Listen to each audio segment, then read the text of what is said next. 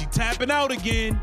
She's quitting on her team again. The facts was she had not finished any season. Her rookie year with the Sky, she tapped out. She did not finish with Unrivaled. She tapped out, didn't even show up to the playoff games. Angel Reese is delusional if she doesn't think that her teammates, don't see what's going on and probably despise her. Because we heard, man, earlier this season.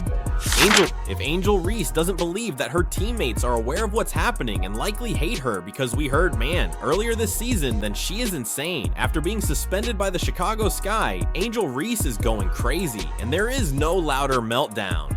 She has become the biggest letdown in the league, missing rivalry games and fabricating injuries.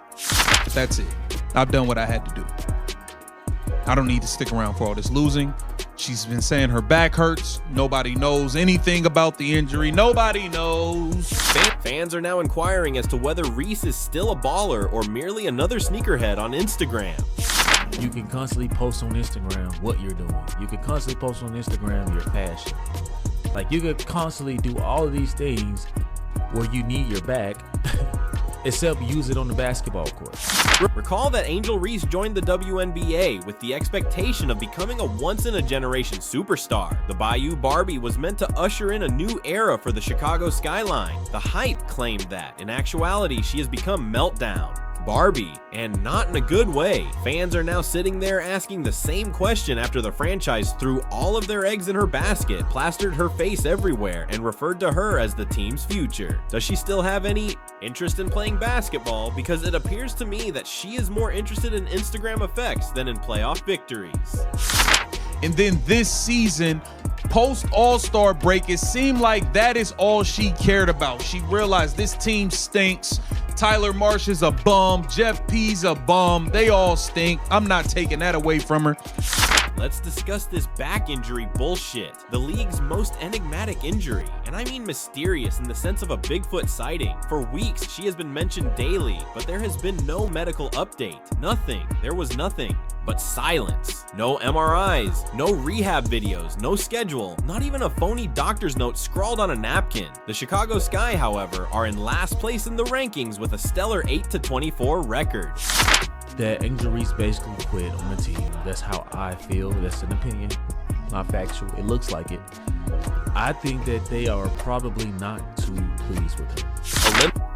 Ousted as early as June 2024 from consideration for the playoffs. June, are you aware of how horrible things must be for your season to end by summer? Angel Reese wasn't dressing up, helping, or even seeming concerned while this catastrophe was happening. What was she doing? Things other than basketball, such as fashion shows, Instagram posts, and Reebok promotional photos. Fans were expecting leadership, but instead they get a disappearing act dressed in high-end clothing. No matter what, the Chicago Sky will not make it to the playoffs. So whether you show up now or later or earlier, you had to miss enough games so that the blame could not be on you. And additionally, the league made a concerted effort to market this rivalry to us. Caitlin Clark versus Angel Reese, a match between two of the league's faces. The new generation's battle. However, if you're never present, how can you be someone's rival? Clark is open and honest. Clark is responsible. When she is injured, Clark is sitting on the bench, motivating her group, conducting huddles, and providing updates. Reese disappeared. She is not a competitor. She's a rumor. Especially when Angel Reese is missing these blown layups that literally are costing them games, making all these terrible plays, refusing to pass the ball because she's so bent on keeping up with Caitlin Clark. She's putting she's grabbing the ball and putting it back up. And the absurd thing is that she has experienced this before. For the past 3 years, the entire injury excuse factory has been operating on schedule. It is practically possible to set your watch to it. 2023 is the rookie year. Things became difficult. Caitlin Clark began to lose ground in the battle for Rookie of the Year, and presto, Angel's wrist hurt all of a sudden. So we start calling it out. Hey, are you quitting again? It appears you're quitting again just because your team not good. Just like rookie year, once you realize you stood no chance to win Rookie of the Year, you quit. unable to complete the season. How practical. Next came the league that was unmatched. She had a huge opportunity to flourish and establish herself on a new stage. And what took place? Prior to the championship game, she vanished. Didn't tip, simply forego playing. She didn't even turn out to cheer for her squad dressed in streetwear. By the way, they succeeded without her. What a waste of a franchise face. Tyler Marsh is a bum. Jeff P's a bum. They all stink. I'm not taking that away from her. I'm not blaming her for the higher-ups being trash and the roster being horrible. And now, as we enter a new season in 2025, the disappearing act continues. This time, a back injury is the reason. Can you guess when it appeared? Exactly when the sky was about to die. The timing couldn't be more odd if she announced it with a clock ticking in the background. Let's examine the figures as well. In 4 weeks, she has only participated in 3 games, 3 matches. Additionally, the Sky lost each one of them by an average of 18 points. That's getting demolished, not just losing. You would think that someone who is hailed as the team's spokesperson would want to show up and strive to make things better, but they don't. She kept the Instagram tales going, sat out, and gathered her daily designation. She's injured, right? Always injured. It was the wrist. And then on Rivalry, it was something else. And now, guys, it was her back, well, her leg, then her back. And let's not even discuss the trip scenario. She declined to fly with the team to play the Indiana Fever in a rivalry game. The league as a whole has the Caitlin Clark team circled on their calendars, you know. These are the games that genuinely matter and attract fans. Angel Reese, however, didn't care. He didn't wear a suit, sit on the bench, or give a sideline clap. Nevertheless, she managed to travel without any issues for sneaker launches or All-Star Weekend. Back injury. Must be allergic to teammate charter trips, but ideal for picture ops and brand deals. Caitlin Clark, meanwhile, was still traveling, sitting with her team, and leading huddles while having a real groin injury that could be linked to a play on the court. That is the appearance of a professional. Angel Reese appears to be the complete opposite. What makes it even worse, guys, she comes back and she says, I want to hoop. Meaning like, okay, I'm done with this, with all of this play around stuff. I think that I'm bored now. I actually miss being on the court. I want to hoop. I want to put on the shorts that... And this litigation drama is now looming over everything. According to reports, she was sued by the Chicago Sky for leaving the squad in the middle of the season. Filed a lawsuit against their own purported franchisee. Are you aware of how pitiful it must become for your team to bring you before the court? Drama isn't that, a soap opera that is, as well as her teammates. They supposedly have separate group discussions that exclude her because they are so frustrated. Imagine being so poisonous that you aren't even welcome in the text thread on your own team. That's not being a leader. That is an obvious warning sign. Face. And Angel Reese, feeding into this villain narrative, painted a bigger target on her back that she did not necessarily need. Angel Reese could have went a completely different route. Not even the front desk could remain silent. GM Jeff P made it clear in public that he needed to see more from their alleged top player. And let's face it, the most embarrassing thing is when your supervisor publicly begs you to perform your duties. Furthermore, the critique is not unexpected. The game's legends also see it. According to Lisa Leslie, Reese is a C-tier talent, while Caitlin Clark is an A-tier 1. That's the Hall of Fame verdict. That isn't some Twitter troll. But this is what Angel Reese wanted. She wanted to be the villain. They don't just watch the WNBA because of one player, that one player being the Caucasian chick, Caitlin Clark. They watch it because of Me Too. Furthermore, fans are not blind. They've discovered that, in fact, the Sky appears nicer without her, quicker and more vivacious. Instead of becoming locked in forced post-ups, the ball goes around. In reality, guards direct plays. The wings make more cuts. The bench participates. Without having to feed one ego possession after possession, the squad as a whole just breathes easier. The unpleasant truth is that, without their alleged star, the team functions more smoothly. The absence of Reese has become an addition by subtraction. After the game, she said it was ugly, very ugly for me, but I tried to push through as much as I could for my teammates because I know they need me out there.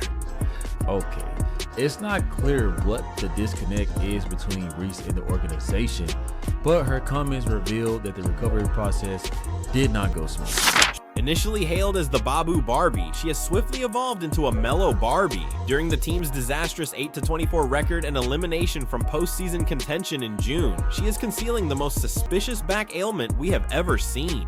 She's played only 3 games in 4 weeks, all of them losses by 18 points. She gladly attends shoe launches but declines to travel with her squad for rivalry games. Her own team has sued her, her general manager has disparaged her, and her colleagues have likely side-eyed her in group conversations that she isn't even a part of. Fans now claim that the Sky are better off without her obstructing the offensive after Lisa Leslie dubbed her Tier. She still makes an effort to present herself as Caitlin Clark's equal, which is the icing on the cake. Exactly what's going on, because they could not find anything, right? Maybe the MRI came back and it was like, we don't see anything. Maybe, just maybe, anybody who knows sports, anybody with a set of eyeballs at work, could see that Angel Reese was full of it.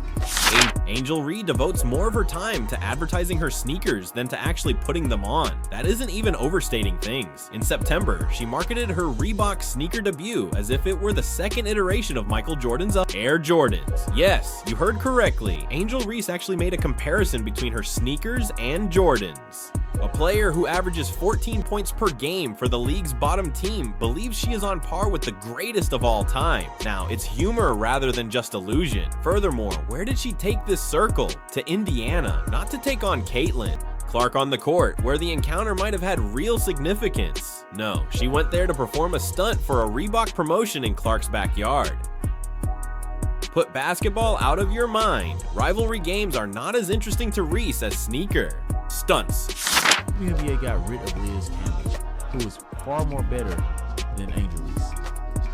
I don't get what Angel Reese has over the WNBA. I don't get what Angel Reese has over the organization. But if they were smart, they would do what they needed to do.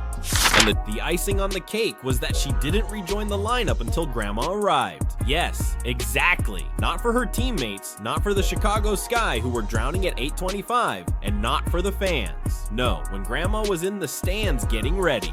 For a family photo, she miraculously recovered. After finishing that, poof, go back to vanishing. Since her PR crew obviously knows how to schedule her appearances for maximum drama and least amount of work, someone should just hire them at this point. It's the same situation on the court though, when she does choose to play. Maintaining that double-double Barbie appearance is her obsession, pursuing statistics as if they were important, forcing rebounds, and throwing up setbacks. But let's face it, when your team is losing by 25 to 30 points every night, nobody gives a damn about rebounds. As Reese pats her box score as if it can save her heritage, the Sky is being blown out. Supporters aren't dumb. They can see right through it. They are mocking her with labels like Me-Bound Clown and Vanishing Barbie because of this. It's harsh, but it's the truth. She is putting her reputation and influence ahead of real victories. She wins. Angel Reese, in my opinion, has been given a lot of time and opportunities to show the world that she can indeed play basketball.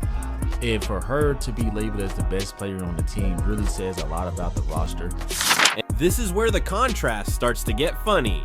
Clark, Caitlin. When comparing two teams, the numbers speak louder than any publicity effort. Over the past 2 seasons, the Indiana Fever have a 7-1 record versus the Chicago Sky, including a 4-0 record this year. There is no rivalry there. It's a beating. It's Clark throwing Reese's reputation in the garbage. Each and every time they play, the Fever win, and Reese leaves with yet another justification.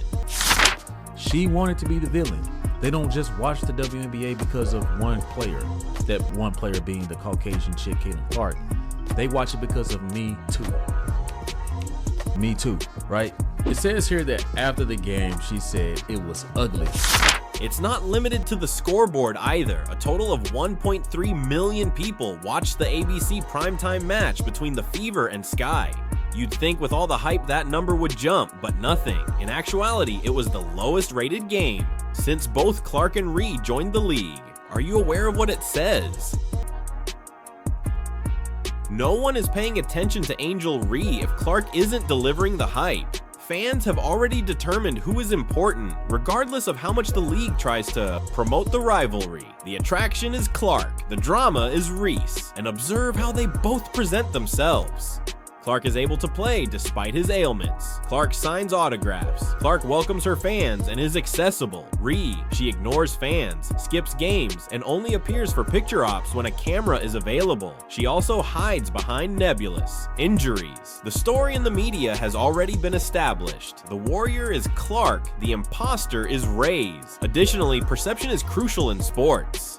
Ree is undermining the WNBA's credibility every time her name appears alongside the phrase day to day, whereas Clark is fostering it. You won't want to miss the next meltdown in Angel Reese's drama, which is only getting uglier, so subscribe now.